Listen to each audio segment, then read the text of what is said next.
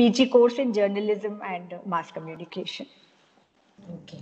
So, yeah, so all from DAVV. A very Okay. good afternoon to all of you present here. I take this opportunity to thank the fraternity at IPS for having given me this opportunity to be on this forum today and be interacting with all dignitaries present here. Since it's an FDP, honor, ma'am. Thank you. thank you so Our much. privilege and honor. Thank you, ma'am. Thank you. It's an FDP. So we are in a faculty development program. All of us from the same fraternity. All of us doing the same thing. Since we are all teachers here. So the topic that I have chosen is a very generic topic. You'll not find it to be very technical. It's in fact a topic which we can all correlate with. It's just like, going back to something. We all know it. We are just trying to go back to it. Because if we are teachers of English literature or teachers of English language or communication skills, whatever we choose to, reading becomes imperative for us, and reading is imperative for us. So when we read, for instance, in the PPT, I have chosen to talk about literature. So we are basically talking about the literary or the literature-based writing of genres, from poetry to drama to short fiction to long fiction. So if we are taking up literature as the subject, so how do we read the text as to draw something out of it? And if we are drawing something out of that particular text, then how do we go and interpret and analyze it? And once we ourselves have been able to sort of interpret and analyze it, then we carry it forward to our students in the class. So we come back to the key question number one. When we are saying reading literature, that means we are focusing on the text that is in front of us without going to the original text, maybe of the syllabi that is prescribed for us, and we are taking up that syllabi and imparting it in the class, or we are reading just in general, and maybe that general reading at any point of time, we connect the dots and it comes up to us during the teaching, and it always happens that we are able to connect the dots. Even a good film comes back to us when we are teaching something like literature, or sometimes we have a comparative overview, for instance. So you can draw from the cinema and you can draw from the text which you have read or which you are teaching in the class. So it's huge. But actually, you come back to the question, because every presentation, every research paper, it begins with a hypothesis.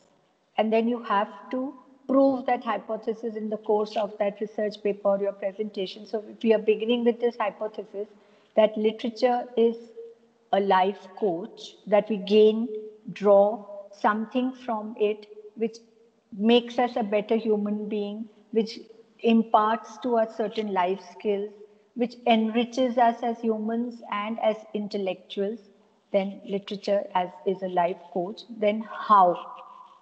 So how do we interact with that text, with that narrative, that it becomes a life coach for us? So let's take this as the hypothesis, and as we proceed, we try and prove it with certain examples. So I've tried to do that. I don't know how far I've been successful in doing. It's just an endeavor, and I hope you'll be able to engage yourselves with this presentation in some way. All the examples in the following slides are from English literature, but I would like to begin because I'm reading the Ramcharitmanas again at home. So just when this topic came up, and as I was going through the Ramcharitmanas, You know, certain things, they strike a chord, as I just told you. So, Raghukul Riti Sada Chali Ai, Pran Jai Par Vachan Na Jai. Very simple, and we all know it. But just these two simple lines, and what do they tell us about human character? The Pran Jai Par Vachan Na Jai, the level of commitment, the ability to keep up to your word, be an upright person who can keep up the commitments and promises. It's a small virtue, but it speaks a lot about character. So, though it's an epic usually associated with religion, if you bring it out of that box and consider it to be a beautiful piece of literature also, so one virtue from these very simple oft quoted lines that you draw.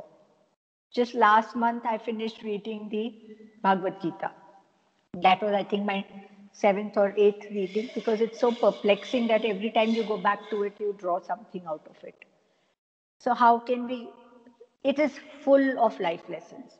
Every single page of it has a life lesson. But I give just one example. Na jayate briyate va kadachin nayam bhutva bhavita va bhuyah ajo nitya shashvato yam purano na hanyate hanyamane sharire. To be translated as, the soul is never born, never dies. Once it comes into being, it never ceases to be. Unborn, eternal, abiding, and primeval. It does not perish when the body is slain. What do we gain out of it? Timeless wisdom. Wisdom about life. Going back to the classics. So, just an example from Metamorphoses by Ovid, the Roman poet. Metamorphoses by Ovid is in the category of being a long narrative epic poem, though at many places it breaks the norms of the typical epic. So, but is broadly put under that category, consists of some 15 books and some 12,000 lines. Now, Ovid, in his Metamorphoses, 8th century AD, he describes the ages of mankind. And ages of mankind right up to the age of, uh, I think, Augustus. Now, in this process of evolution of man, he divides them into ages. So he begins with the golden age, and then he comes on to the silver, and then the bronze and the iron age. Now, how he categorizes these ages? The golden age is the period when man is simple and content, when he upholds virtues, when he is not given in to the greed and lust and ambition of life. Then that is the age of Jupiter in Roman mythology. Then he moves to the age of Jove, Jove, I don't know how it is pronounced. So, Silver Age. So, some kind of degradation has started happening. And subsequently, in the bronze and the iron, so when man becomes absolutely depraved and gives in to the vices of life, then comes the iron age. So, what he says, I tried to note down some sentences. I did an online course from University of California, Berkeley. Lately, I just completed it, and there some portion of this particular text and others were prescribed for interpretation and assignment. So I found it very interesting, and I quoted it from there. To quote, a creature of more exalted kind was wanting yet, and then was man designed. These are the exact words from the text. So when God thought he needed an exalted creature, he designed man. And during this period, his man's words were simple and his soul sincere. So the fall of man happened when these virtues were lost. There is a story in this particular text of Deucalion and Pyrrha, the man and the woman. when there is this fall happening and everybody is being punished for whatever they have done, these two are spared. Why? Because Deucalion is the most upright among men and Pyria is the most sincere among women. So they are spared and left to carry forward the work of the earth, according to the poet and according to the Roman mythology. So these ancient texts across cultures, be it India, be it abroad, all of these texts have upheld one common thing, that is the significance of goodness and virtue. And this is one life lesson which we can draw from these texts, apart from several others which are ingrained in them. Just a glimpse. So, a couple of examples to begin with. I have this very dear friend whose father is 95 years old. And he's a very learned man, a very learned gentleman, a PhD in his subject, and retired from a very eminent position. And of late, he has been reading and rethinking. So, some particular lines of poems, some particular maxims struck him particularly. And what he did at this age was he tried to draw some lessons out of them and interpret them. And he created a chapbook which he got published from Delhi. This is the work of Uncle Saxena, and he's named it Timeless Dictums. A very thin book, you can see. And whatever good lines he was able to recall, he has drawn some lessons from them and he's analyzed them and told the readers what we can see in those lines. Very simple and common lines. Our sweetest songs are those that tell the saddest thought. We look before and after and pine for what is not. Shelley, we all know. And what we gather out of it. Shakespeare, love is not love if it alters or alterations find, if it is an ever fixed mark whose heights may be taken but worth unknown. The virtue of true love.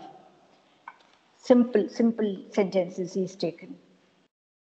He's talked of ambition and how it can destroy things and the person himself. And he's quoted from Julius Caesar and given the example when the body of Caesar, after being slain, is brought out, and that famous speech, friends, Romans, countrymen, lend me but thy ears.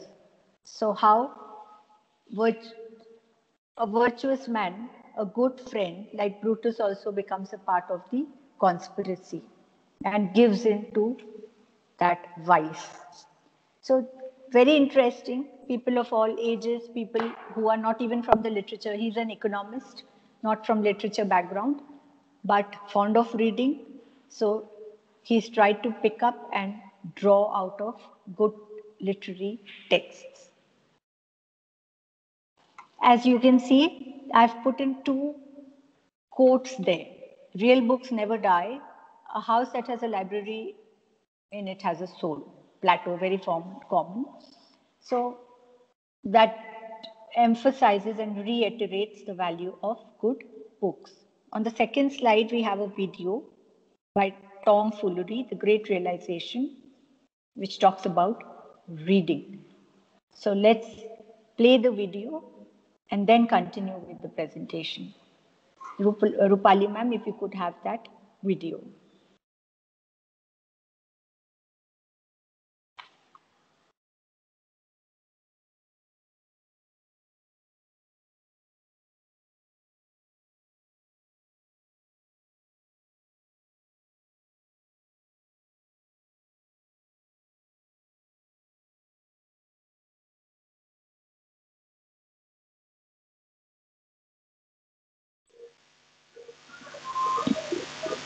Audio is not coming.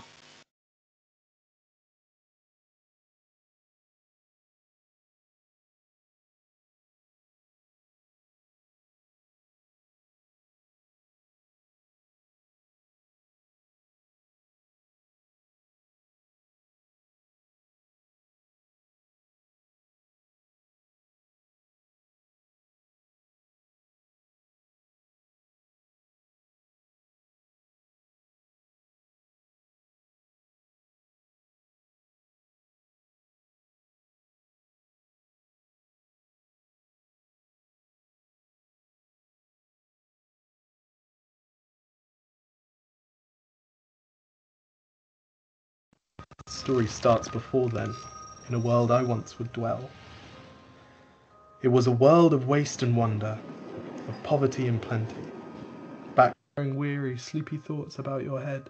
Please, that one's my favourite. I promise just once more.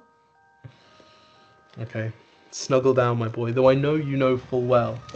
The story starts before then, in a world I once would dwell. It was a world of waste and wonder, of poverty and plenty. Back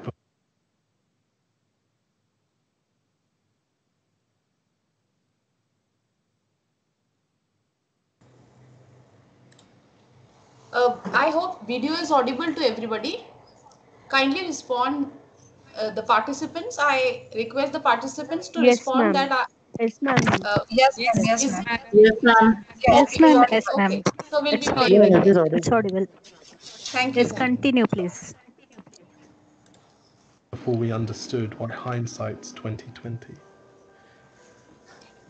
You see, the people came up with companies to trade across the lands, but they swelled and got much bigger than we ever could have planned. We'd always had our wants, but now it got so quick. You could have anything you dreamed of in a day, and with a click. We noticed families had stopped talking. That's not to say they never spoke, but the meaning must have melted, and the work-life balance broke. And the children's eyes grew squarer, and every toddler had a phone. They filtered out the imperfections, but amidst the noise, they felt alone. And every day the skies grew thicker, till you couldn't see the stars. So we flew in planes to find them, while down below, we filled our cars. We'd drive around all day in circles. We'd forgotten how to run.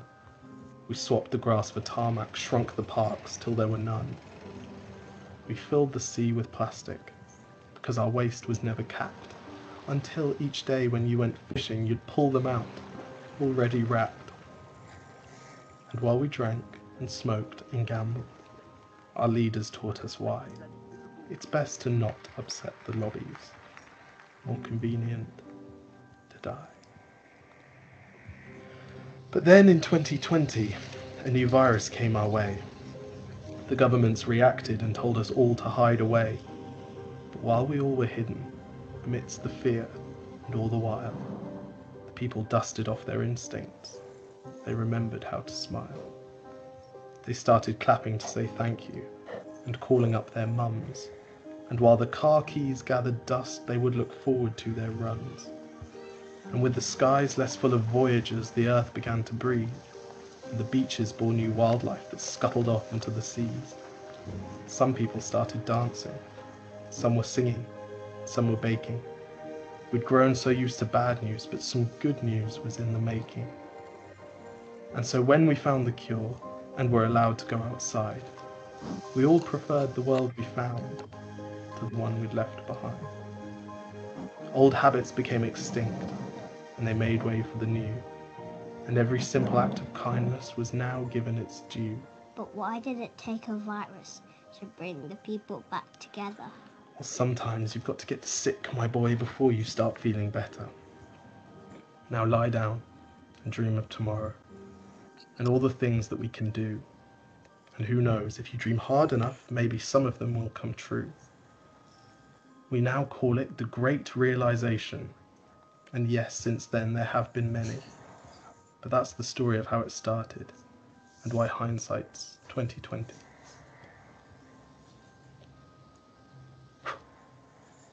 If you look at the camera, they know someone's filming it because they can see you. Exactly. If you look at the camera, they know someone's filming it. Okay, lie back down.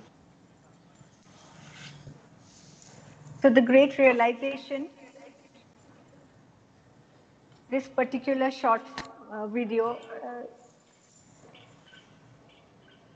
it's not just about the power of storytelling, the dad reading out to the child, but it talks about so much about life, and we have all gone through all of it during the pandemic.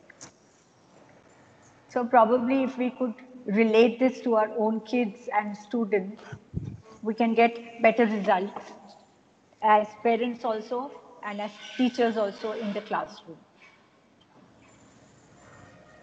I am particularly fond of this particular quote by Ralph Waldo Emerson. Some books leave us free and some books make us free. Something to really ponder about.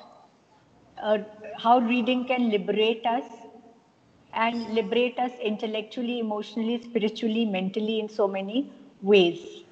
So that particular thought needs to be really pondered upon. We can move on to the next slide, ma'am, where we have a definition of literature, and it's from Britannica.com. Just picked it up straight from there. You can still see the hyperlinks in blue. It's a body of written works and traditionally applied to imaginative works of poetry and prose, distinguished by aesthetic excellence perceived by the authors and put into their particular writings, and can be classified in terms of genres and ages, nationalities and themes, and the language which has been chosen. So this is the definition of literature, where the word aesthetic excellence holds our attention. We can move on to the next slide. What it teaches us. Literature is life. It speaks to us, it talks to us about life. It gives us and teaches us life skills and life lessons. As we say, music is created when noise is made special. So when words are made special, literature is created. When we are reading and interacting with a book, it is churning us. It's churning our emotions and our thoughts, even though apparently on the surface level, nothing is happening. And if we deprive a whole generation of books, what are we going to make out of them? We can well imagine. So actually you are stealing thoughts from and ideas from people when they are deprived of books. So if we do not want a generation that is not into thinking, we should not deprive them of the habit of reading, because it has a lasting value. Words stay with us, thoughts stay with us. Okay, the next slide, ma'am. What literature does, what it does for us. It can do so many things. These are just a few. It uplifts the soul, it is cathartic, it cleanses us, it refines our sensibilities, it expands our imagination, it opens up new vistas of thought and imagination. Of course, it enhances our knowledge in so many ways. And it gives us new perspectives, new ways of thinking, new ways of looking at things. And as we said in the definition of literature, there is aesthetic excellence ingrained in that. So naturally, when it is aesthetically refining, it will add to sublimity. It will make us more sublime. So that is refining our sensibilities and uplifting our souls. And as language teachers, when we read, we focus on vocabulary. So we pick up a lot of words from what we read. So most importantly, when we say enhances our knowledge, it also enhances our vocabulary. I would request somebody is unmuted and there's a lot of noise in the background. So if the person who's unmuted can mute, my request is, because I can hear it in my noise, that hissing sound in my ear. Okay.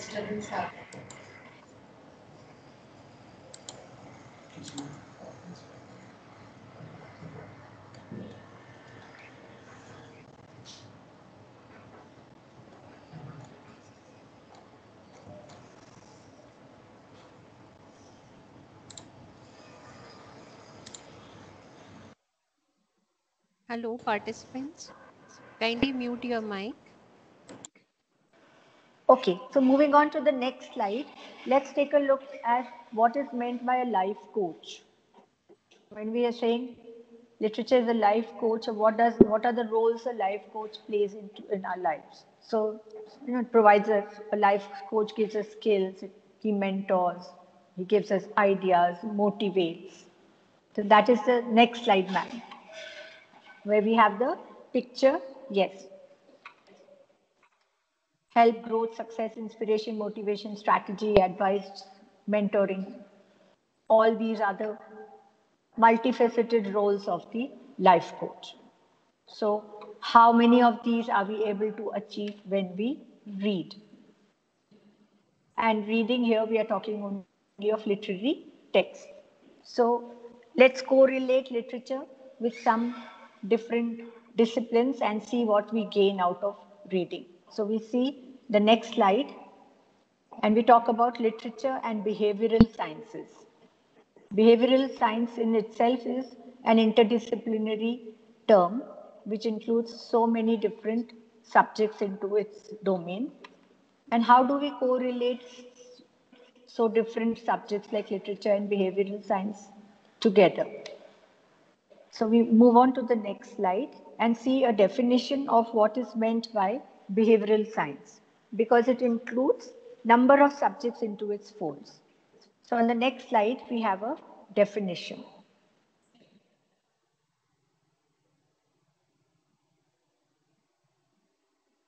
Ma'am, can we move to the next slide? Behavioral science, you can see again from Britannica.com.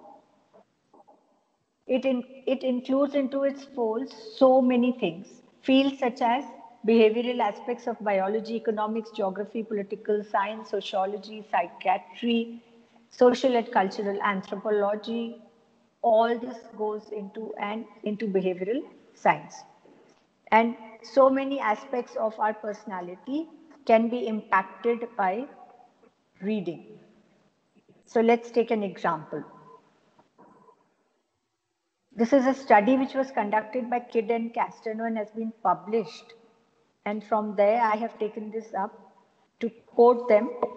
Reading literary fiction can help people understand others' mental states, a crucial skill in developing relationships. So from the point of view of social and anthropology and psychology, both the aspects, this plays a very significant role.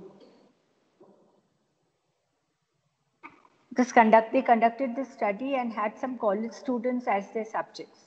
And then they published their results, which gave them interesting insights into group of people that was into reading and the group of people that was not reading. Then part of that research also focused on the stress levels. So people who read, their stress levels was going down. So the anxiety level and stress level went down and there was more relaxation, it was found. So there was an alteration of the state of mind. Now this particular thing becomes important because this is not just imaginative or psychological, it's actually related to the functioning of the human body. So they said, the researchers have said that there are tangible results where you can actually find that this change is happening in your body and your body is reacting in that particular way. So when the body is showing you tangibly, you can register it and record it that this happened. So this way, it has opened a new avenue of looking at literature and its relation to the sciences. Then, moving on from behavioral aspect, if we move on to social, cultural, and spiritual concerns, and see how literature works on those levels. So I've taken up some examples. First is eco-critical literature. Because it is so much talked about these days, and there are so many eco-critical poets and fiction writers. So literature and its concern with environment. So simply eco-criticism, the first slide had a definition, is an earth-centric approach to literary studies. It challenges the continuing imperialist modes of social and economic dominance. So our relationship with our planet has been very hegemonic. We the owners and the planet is the giver. So that kind of hegemonic mindset has to undergo change, because nature is not just the giver and we the taker. It has to be a relationship of mutual respect. And within this framework of respect and mutuality, a number of economic and political uh, sort of viewpoints get intermingled, because lot of what is happening around us with our environment has to do with economics and politics. So naturally, those concerns cannot be left out by this kind of literature. Then we move on to the next slide. What characterizes eco-critical literature? How do we know in its treatment? It overrides the apolitical tendencies of earlier forms of eco-criticism, where we had nature and man's love for nature and appreciation of the beauty and the form of nature, a more pastoral kind of approach. So we left that behind and moved on to the next level, where the apolitical stand is given up and the political and economic stand is taken in. So literature becomes a critique, and it becomes a catalyst for change, bringing about a social change in society, change of mindsets and attitudes, a number of literary theories which have evolved around it. So many versions of eco-criticism we have connected it to gender and to biology, and it's so vast and varied. American eco-critic Lawrence Buell calls it, quote, environmental imagination, which is attentive to fiction and non-fictional writing that highlights nature and natural elements. This is straight from the book Post-Colonial Literature, bracket, flora, fauna, landscapes, etc., as self-standing agents rather than support structures for human action. So that relationship with nature around us. So first environmental issues, then some human issues which again have in their fold political and economic concerns. Let's talk of, for example, slavery and Holocaust and the victims of Holocaust. This is an article on the blog of Penguin Random House, and you can see that the writer is Tom Stewart. I've quoted him. Different humanitarian issues like slavery and the Holocaust are first introduced through literature, laying a moral foundation for the more probing history curricula that will hopefully follow in high school. For example, the true value in the Diary of Anne Frank as a teaching tool isn't in its description of historical events, but in the window it opens to another child's fears and concerns for herself and her family as those events unfold. Another example, the Newbery-winning novel Roll of Thunder. Hear My Cry challenged kids to revisit gritty facts about racism from the South during the Great Depression, seen through the eyes of a 9-year-old girl. So to a child who is reading literature, how the world unfolds and new windows are opened before him or her. And if I am the teacher or you are the teacher imparting that text in the classroom, be it the high school or the college level students, how we interact with that text and get it across to the child who is just beginning to understand certain phenomena and processes of adult life, and getting to know that this is what humankind has gone through. And this is the reason why we are standing at this particular place in history.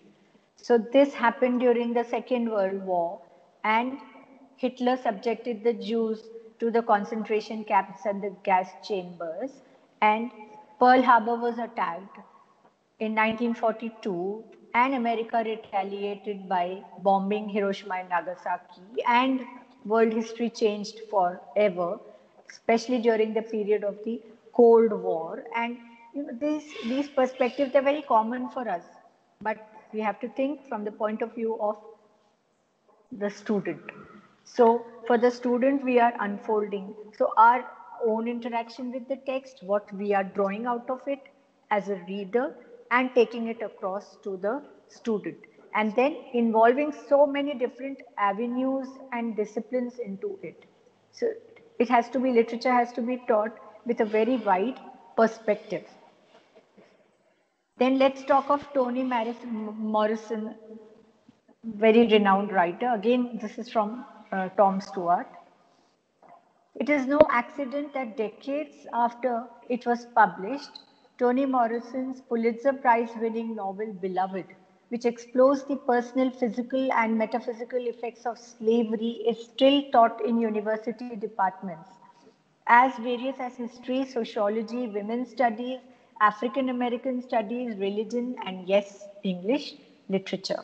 So one book and so many different applications. So there are so many teaching departments across universities who are teaching this particular book, and see the variety of perspectives that are open for interpretation. So let's move on from the social, political, ecological concerns to some wise life lessons from none other than the greatest English dramatist, William Shakespeare. Just a few quotes from various of plays of William Shakespeare, so common and so profound. This above all, to thine own self be true. We are such stuff as dreams are made of, and our little life is rounded with a sleep. Very common, Tempest quote this very often. So just giving you a glimpse into the vastness of Shakespeare and how these have been with us for years on since we started learning Shakespeare. The next slide has a video which is from HarvardX, the digital platform of University of Harvard. I just completed a course on life and works of Shakespeare, and this was part of my syllabus. So I found this relevant for this particular FDP. We'll just take a look at this video and then go further.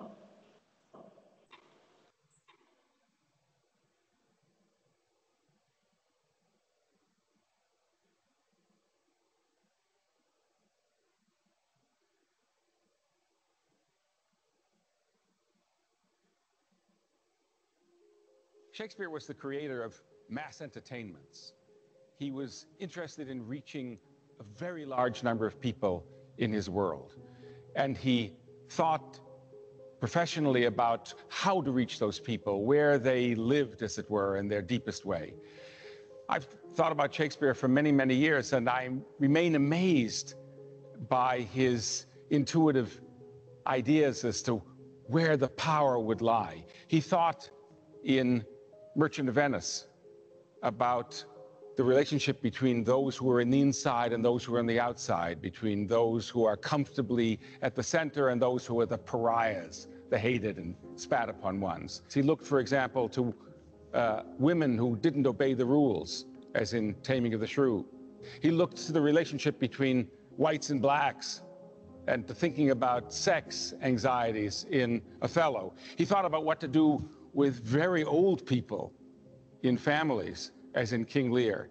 He had what seems to us at this distance, 400 years later, to be an unerring instinct for thinking about what might still concern us, even though our concerns are quite different from those that governed Shakespeare's time. And that's part of the secret of his work. He was a master of metamorphosis. He allowed his plays to go out into the world and change their meanings. And 400 years from now, though we can scarcely imagine what the world will be like, I think we can be confident that there will be people, many, many people, who will still respond in their own ways to what Shakespeare left them. This is part of the mystery and part of the thrill of Shakespeare's work.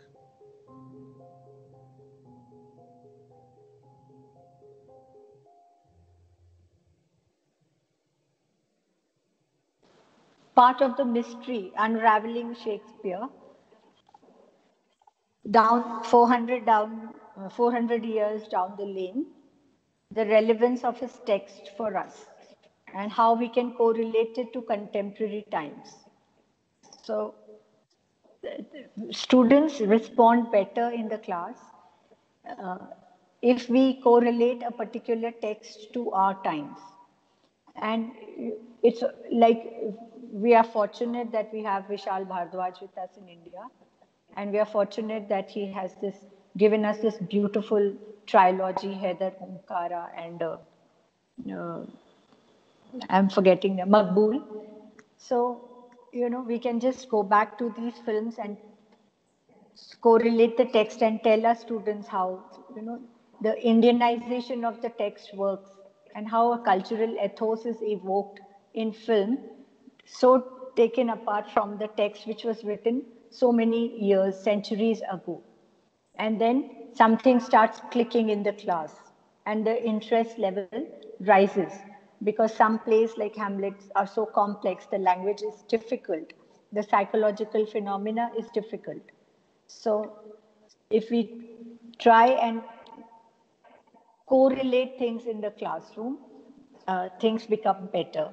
The whole idea of this talk that we are having today is not to teach anything to anybody. We are all well into academics and have been teaching for several years. We know how we interact in the class.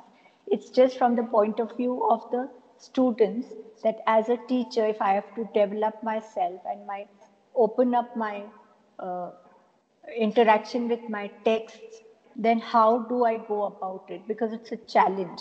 And especially in the present online methodology that we are having, it is so different from that offline mode. The challenge is all the more. So engaging classes these days is all the more an issue. So how do we go about it and slightly, make it more interactive? Then, because we are talking of drama, it is only apt to talk of another great dramatist of our age. So I've taken up a modern dramatist, American, Arthur Miller. Why Arthur Miller? Because he's called the social barometer of America. He's taken up themes which are a reflection of the social times of those particular times in America when Arthur Miller was writing. And still, if you take them out of that age, you can correlate them to all the issues that are around us in the 21st century. So this very renowned play, All My Sons, and I've taken up, quoted something from the text. An individual's betrayal of trust and refusal to accept responsibility for others, if left uncensored by society, can mean a jungle existence for all of us. So how important it is to have in this particular viewpoint that we cannot just choose to live for our own whims and fancies and interests. This I have taken up because I have often heard this, especially from parents, that due to the overuse of technology, children have become very individualistic. They are lost in their own worlds with the headphones on. And it is like a cut off from the society and in many cases from the reality around. So overuse of gadgets and technology has created its own issues. So particularly relevant for our for our postmodern age also. So how can we teach an individual to be more human, to be more involved and responsible in the society? So important. And coincidentally, you'll find that in Rang De Basanti, that famous film by Rakesh Om Prakash, one part of the theme of Rang De Basanti comes from All My Sons. This part where the airplane crashes and the pilot is killed and the owner knows that there is defective machinery and he doesn't do anything to stop it because he has his own profits at stake. This part is taken up from All My Sons.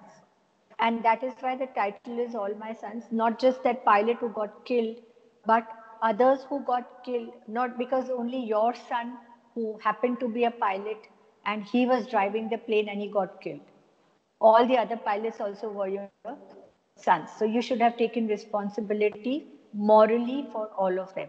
And therefore the title is All My Sons. Then we move on to fiction in the next slide. And I've taken up a classic. I've taken up two classics.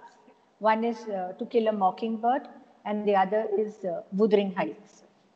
So To Kill a Mockingbird has endless life lessons. The more we go into the book, the more we gain out of it. The male protagonist is Atticus Finch. And I love this particular line in this text. Sometimes we have to make the best of things and the way we conduct ourselves when the chips are down. This is so, so beautiful. And it teaches us so many things about life and acceptance and how to do our best even when we are not in the best of situations. I think that is what we are doing as teachers during the pandemic. We're trying to teach through the online mode in the best possible manner. So the chips are really down, but we are trying to keep our heads up. Then there's another quote in the next slide. I just scribbled it down on the slide. I couldn't go to church. This is again Atticus Finch who's speaking. I couldn't go to church and worship God if I didn't try to help save that man. So what purpose is religion? Not going to a place of worship for the heck of it. If you're not able to do anything for people around, then there's no point in being religious. It's just a sham. It's just a show off. So it teaches us the true value of being human and carry forward those human values to posterity. The next slide is about Wuthering Heights, another favorite of mine, and what I drew from the novel as I read the text. I felt that this is what the text is also speaking about, the lines with the green background. It's love, not vengeance, not hatred that makes the world go, that humans are fragile and so are relationships, and ultimately it's the human spirit that prevails. So if we are not able to overcome our mental blocks and give up revengeful feelings and love each other, treat each other with compassion, uphold that human spirit will prevail no matter how difficult the situation is, that level of optimism, I think it's all a waste. So it's a question of human survival.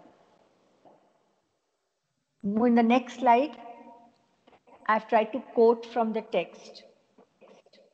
It is more relevant now than ever before. This is Emily Bronte, and this is from the text. This is the narrator of the novel who's saying, I'd be glad of a retaliation that wouldn't recoil on myself, but treachery and violence are spears pointed at both ends.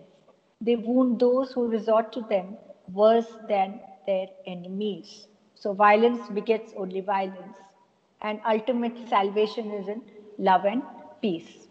So if we give to the society hatred and violence, it will come back to us manifold, because this is what we are creating out of what we are acting, behaving, thinking, and doing. Then we move on to a short story, The Old Man at the Bridge. So from drama to long fiction to short fiction. And lastly, we'll talk about poetry. A very short story. It's just 1.5 pages of, if you go through the text. And I'm sure many of you have read this story. I've just put the story there in 3-4 slides. If you are not able to read now, and if you have not read it before, if you take 5 minutes to read it after the presentation, and then maybe we can talk about what we have drawn from the story. So this is a sort of, I thought, a mutual engagement which we can have. We'll just finish the presentation, go through this text, all of us together, and see what inferences we have drawn out from the text. So we can make it more interactive. So we'll leave these 4 slides for the end. It's just that the presentation is just about to come to an end. So Rupali ma'am, 1, 2, 3, 26, 27, 28, and this particular slide. 30, I think. We can leave them for the end where we can all read the text together. And we come back to our presentation and the last 3 slides, poetry. There's a video again. We'll go through the video and come to some textual portions.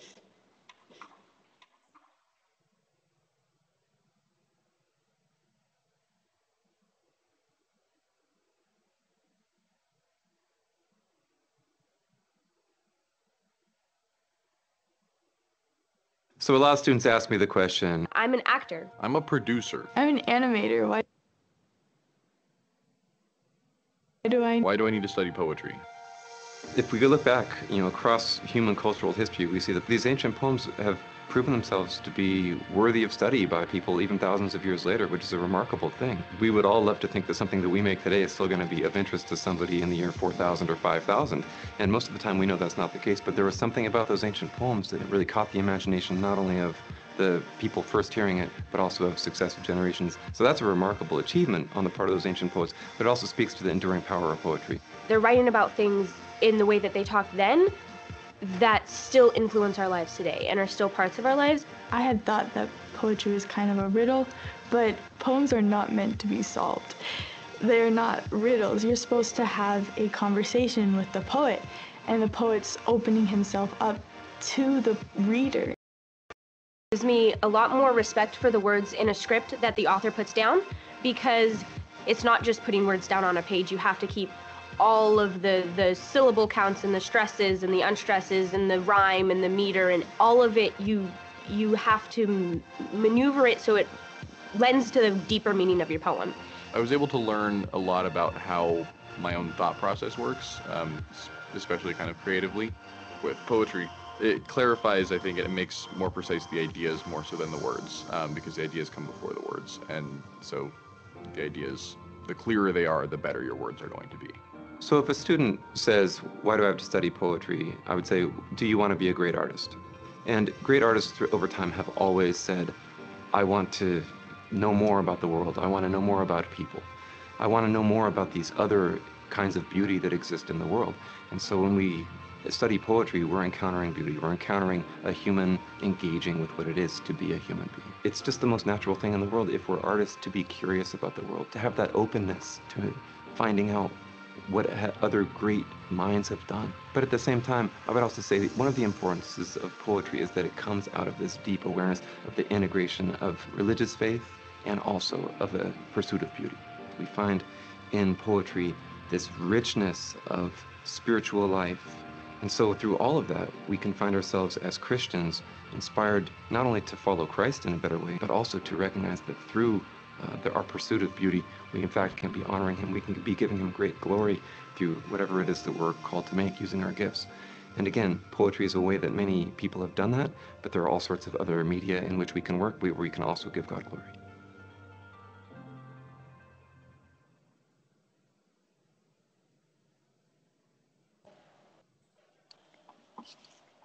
Particularly interesting is the portrayal of youngsters. I took this video up because there are a number of youngsters who are shown in the video engaging with poets and poetry. I have heard this coming from many students, that they find they are a little scared of poetry. They find it too abstract and they keep away from poetry. Whereas I think more students should be diverted towards reading and understanding of poetry, because it is truly aesthetically refining to read a good poem, and which can have so many various interpretations, and you can delve so much into a poem, as it was also said, meter and rhyme and the literary devices that have been used. So engaging with a poem can really be an exercise in itself, both for the teacher and for the student. So I think students should be encouraged towards poetry in a new way, rather than encouraging this habit of, okay, you're finding poetry a little tough, so let's not engage much in poetry. So, except the literature students who compulsorily have poetry prescribed in their syllabi. So I've taken the example from, in the next slide, from The Wasteland, I believe. Yes. the all-time favorite of all literature lovers and readers and students and teachers. I will show you fear in a handful of dust. It's endless. You can talk about wasteland for so many hours.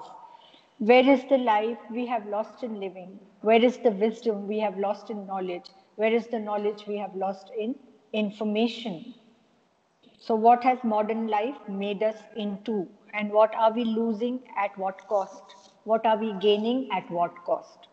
So, many questions which we grapple with. Some of the existential questions also about life itself and the angst of living and the existential crisis, especially in modern and postmodern literature. That also is so beautifully brought up by literature and poets, such poets as T.S. Eliot. And if you can move on to the next slide.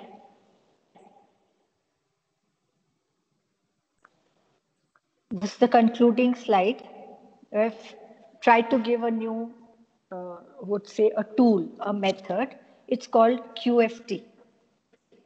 QFT is a methodology which has been devised by a non-profit organization in Cambridge, Massachusetts.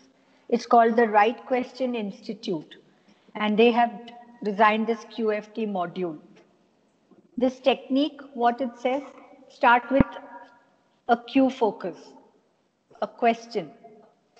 The stimulus, which can be anything. What can be the stimulus? It can be a statement, an image, a video, a film, an equation, a value judgment. You can read it there. Anything that triggers original and clear thinking. Ask as many questions as make sense and do not stop to discuss them. Just write them down and change statements in your mind into questions. This is what we will do when we read this short story by Ernest Hemingway.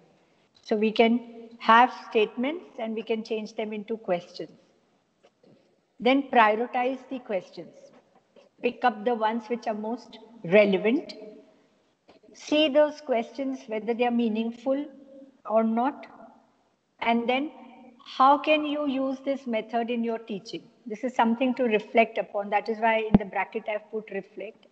So how can we use this with the students in the class while engaging a class, and how it can be beneficial to us as teachers? So this is the QFT technique. Now we'll go back to the old man at the bridge.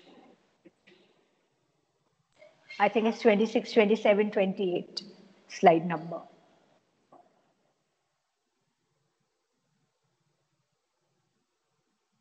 Okay. So a quick reading of the text. I'll read it loudly so that we can all follow. While you can read it on your own, just follow the slide and I'll read it loudly. An old man with steel-rimmed spectacles and very dusty clothes sat by the side of the road. There was a pontoon bridge across the river, and carts, trucks, and men, women, children were crossing it. The mule-drawn carts staggered up the steep bank from the bridge with soldiers helping push against the spokes of the wheels. The trucks ground up, and away heading out of it all, and the peasants plodded along in ankle-deep dust. But the old man sat there without moving. He was too tired to go any farther. It was my business to cross the bridge, explore the bridgehead beyond, and find out to what point the enemy had advanced. I did this and returned over to the bridge. There were not so many carts and very few people on foot, but the old man was still there. Where do you come from? I asked him. From San Carlos, he said and smiled. That was his native town, and so it gave him pleasure to mention it, and he smiled. I was taking care of animals, he explained. Oh, I said, not quite understanding. Yes, he said. I stayed, you see, taking care of animals. I was the last one to leave the town of San Carlos.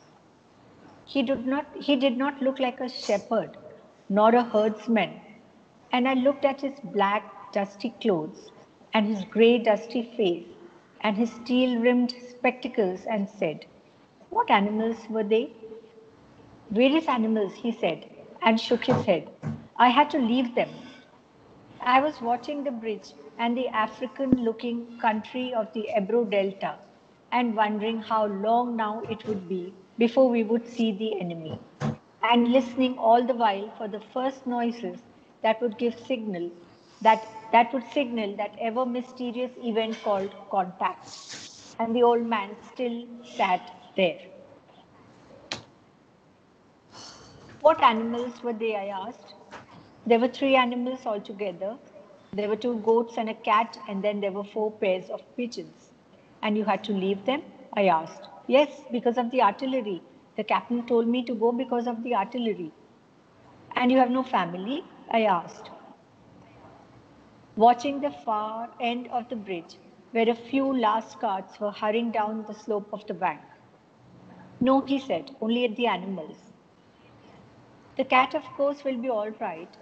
A cat can look out for itself. But I cannot think what will become of the others." "What politics have you?" I asked. "I am without politics," he said. "I am 76 years old. I have come 12 kilometers now, and I think now I can go no further." "This is not a good place to stop," I said. "If you can make it, if there are trucks up the road where it forks for Tortosa." "I will wait for a while." "I will wait a while," he said, "and then I will go." "Where do the trucks go?" "Towards Barcelona," I told him. "I know no one in that direction," he said, "but thank you very much. Thank you again very much." He looked at me very blankly and tiredly, then said, having to share his worry with someone, "The cat will be all right, I'm sure. There is no need to be unquiet about the cat. But the others? Now what do you think about the others?" "Why, they'll probably come through it all right." "You think so?" "Why not?" I said, watching the far bank where now there were no carts. "But what will they do under the artillery when I was told to leave because of the artillery?" "Did you leave the dove cage unlocked?" I asked. "Yes." "Then they'll fly." "Yes, certainly they'll fly. But the others? It's better not to think about the others," he said. "If you are rested, I would go." I urged. "Get up and try to walk now." "Thank you," he said, and got to his feet, swayed from side to side, and then sat down and backwards in the dust. "I was taking care of animals," he said dully, "but no longer to me. I was only taking care of animals. There was nothing to do about him. It was Easter Sunday, and the fascists were advancing towards the Ebro. It was a grey, overcast day with a low ceiling, so their planes were not up. That and the fact that cats know how to look after themselves was the only good luck that the old man could have." The last 2 words are missing. So that is the end of the story.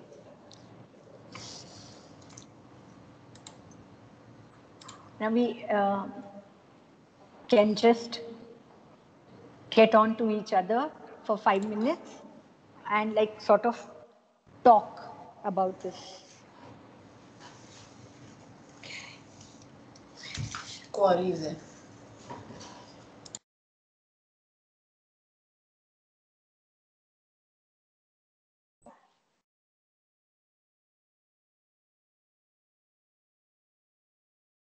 So what do we draw from the story?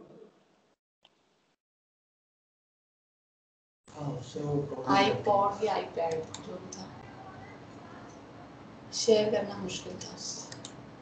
What do we draw from the story? If we read the text,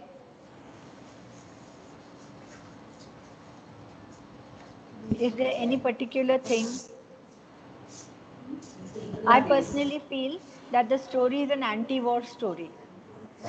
It tells us about what war does to the civilians and to the common man. And especially relevant is I have no politics. So a man who has nothing to do with politics is a man who is subjected to displacement because of fear of artillery, and he has to leave his beloved home, his beloved town, to move on to an unknown place at the age of 76. So, what war does and how politics are involved in it. The human angle, of course, is very important in the story. The dialogue between the young man, who is a scout. The scout has to keep watch as to when contact with the enemy will be made, and therefore he is constantly looking in the direction of that bridge. So when the civilians have crossed over and there are no carts, so he's waiting that any moment now there can be contact. And that day is an Easter Sunday. So there are no planes which are flying because on Easter they're not going to fight. Otherwise, the bombing would have started way back. And then the bridge and the old man would also have been blown probably. So it's a paradox that there's a symbol of Easter, which is about the resurrection of life, and there is the question of destruction, which is ingrained in the war itself. So it's a kind of a satire. Also this tone of satire, which is just a simple statement, and yet you can feel that tinge there in the symbolic use of the Easter Sunday. The pathos of the old man in his own physical form and his mental state, the dusty clothes, the dusty face, the fatigue, the inability to walk, the worry, the mental strain because of leaving home and because of leaving his animals. He loves them so much. They are the only family. So that pathos is brought out in the portrayal, the human character, the human angle. And then we connect to that pathos of that old man. And the scout who's just doing his duty, probably passing time because he's keeping watch on the contact and then talking to the old man, trying to get him out of that state. Just leaves him there and walks away. He thinks he's done his best. So difficult times for society, those difficult times for society now.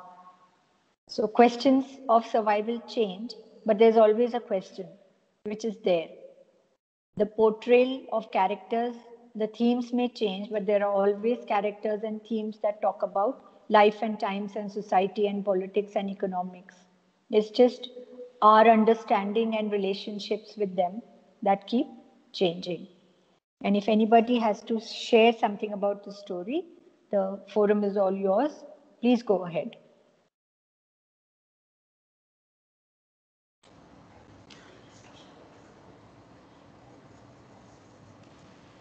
Now, if someone has any query, please raise your hand.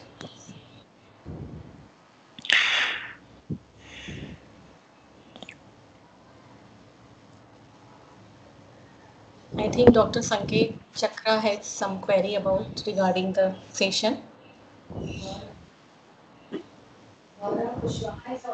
Gaurav Kushwaha also has raised his hand. Hello. Hanji sir, good afternoon. Good afternoon, Deepa ma'am.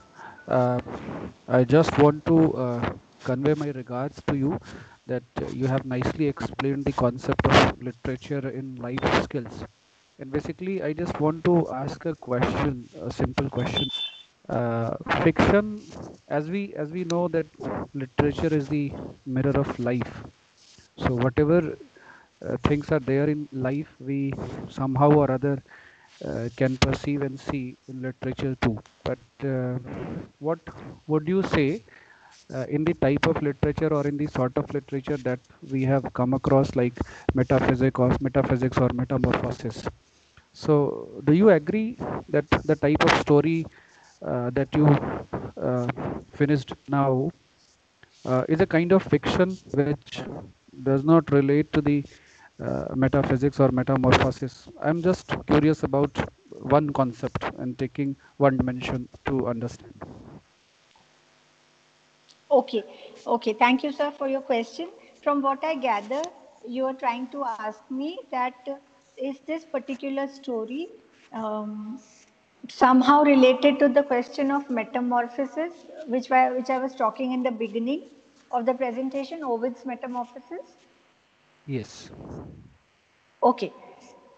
So two things I would like to say here. Ovid's Metamorphoses, this epic poem, was an example to tell us how writers have dealt with issues of humankind in different ways. So, for example, in Metamorphoses, Ovid says that when man became depraved and he lost the basic virtues of sincerity and goodness and was overcome by greed, he came from the golden age to the iron age. So it is our own, innate things which brought us to that situation.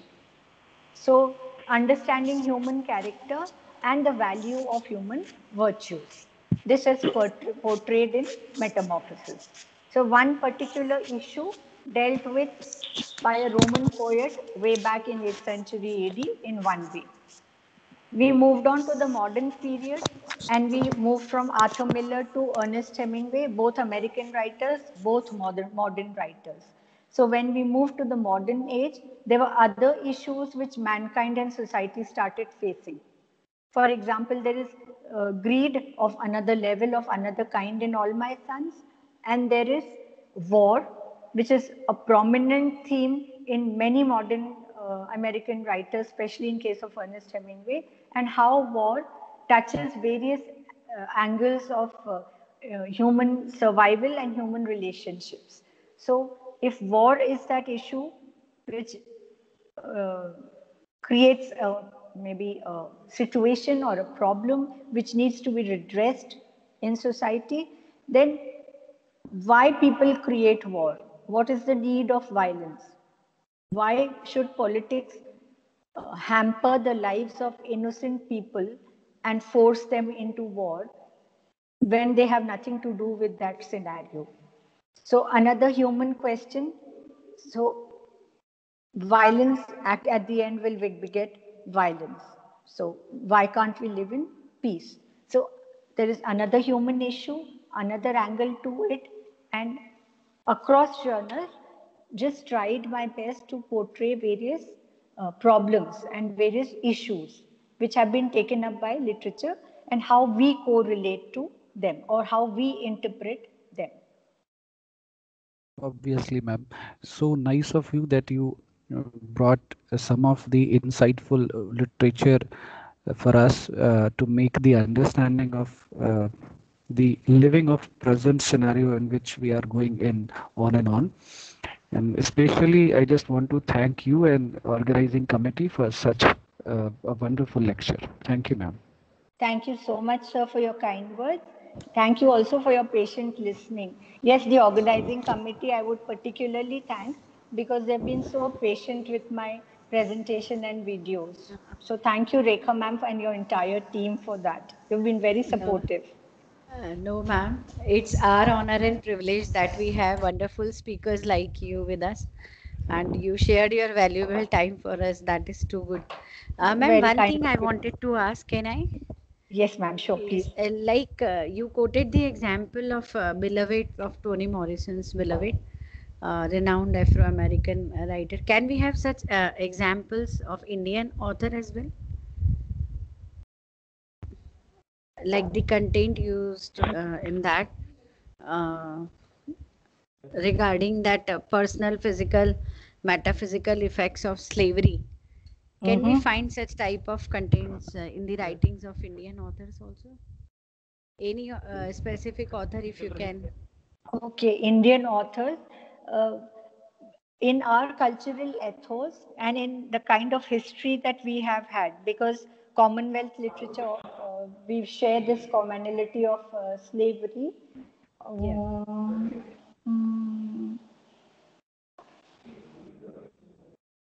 I would say not exactly it. I'm not recalling slavery right away, but going back to a very old text, we are all very familiar. Literature students are all familiar. If you go back to Mulk Raj Anand, okay, and you take up the social issues, for example, in Untouchable. Yeah. So the way society treats Bhikha, I think, is the protagonist, and how he's on the margins, and how people on the margins. So this has been taken up by Dalit literature also, so variously, by number of regional writers also, especially Marathi literature. I'm not very well versed with it, but I attended the Jaipur Literature Festival some 5 or 6 times, and there was a session on Dalit literature. It really gave me a new perspective about reading and understanding and interpreting literature. And from there I gathered how much we have about this particular aspect. So it's not just slavery because of a political and economic dominion from an outsider, a foreigner. It is also within the pattern and structure of our own society, the rigid framework of our own society, where we have caste and religion hegemony. And I think somebody was talking to me about Amish Tripathi. I'm very sorry I haven't read all of his books, but I heard this being said that, Amish Tripathi has taken up various such issues in his Shiva trilogy. Though the backdrop is different and his mythology becomes the base, but these issues of class and slavery have also been dealt with in the Shiva trilogy. Okay.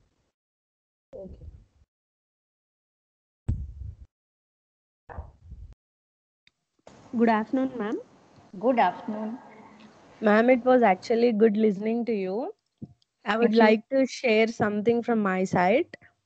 As many of them are here, one of the lines by The Kite Runner by Khalid Hosseini, I think this would be helpful for all of us throughout our whole lives. And that is, I suspect the truth is all of us against all surmountable odds want something great to happen to us. That means we always expect from others like to be this, like to be that, but it is the best thing we can do is we should work on ourselves. Now after listening the literature class from you, now I feel that we all should start reading books and we all should go through many books so that we can get lessons from small phrases also. Yeah, I just wanted to share this one thing, that is this one. I suspect the truth is all of us against all surmountable odds want something great to happen to us. So well observed, ma'am. That's really nice. Yes, ma'am. Thank you. Really nice. And actually when we read, we pick up from small phrases and sentences also. Yes, exactly. Truly said. Thank you, ma'am, for sharing this. Thank you, ma'am.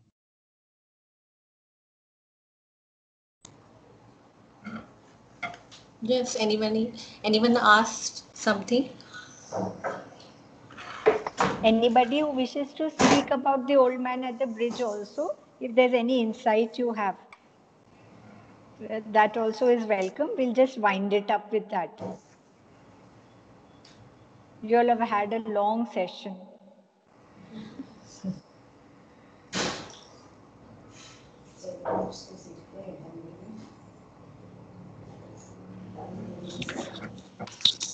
I think no one has queried, madam.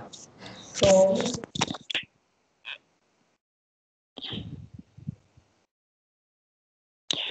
one more question is coming. Yes.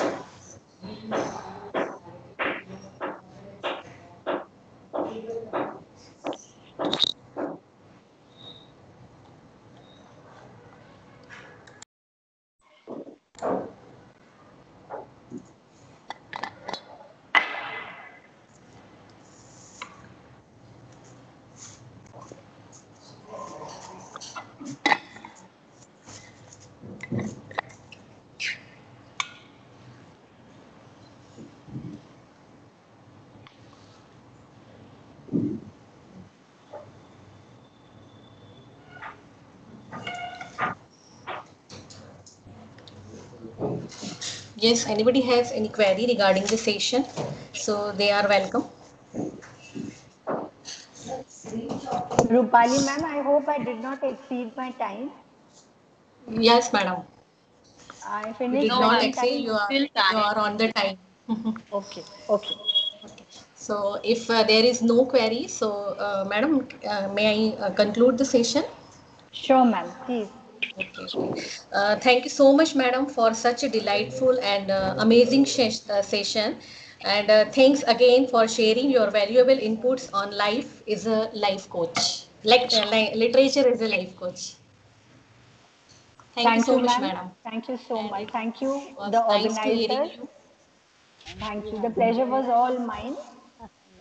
And thank you all the participants for your patience and for sharing, all those who shared and interacted. Thank you all so much. All the participants are informed that feedback link has been shared on WhatsApp as well as on your email ID. So you can fill the feedback form also. And all the esteemed participants are thanks a lot for interacting with our eminent speakers. Thanks a lot once again. Thank you, madam. Thank you. I Thank cannot you. open the feedback form. Thank you so much. Ma'am, can I leave? Yes, ma'am. Yes. Hello, ma'am. Thank you so much. Excuse me, ma'am. I'm unable to get the access to the feedback form. It is on Atal FTP WhatsApp group. It has been already No, shared. yes, ma'am. And You have also, shared, but yes. when I'm clicking it, it says permission is denied to access to this file. I mean, I cannot understand why.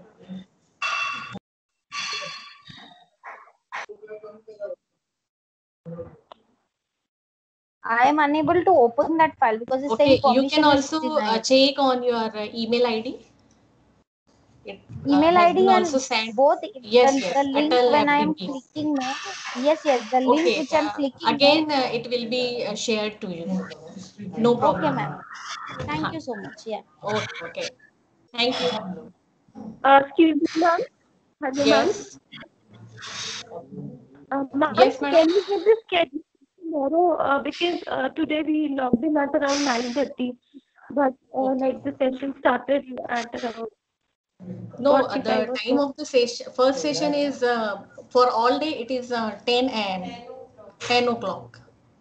10 Okay, to okay. 11:30.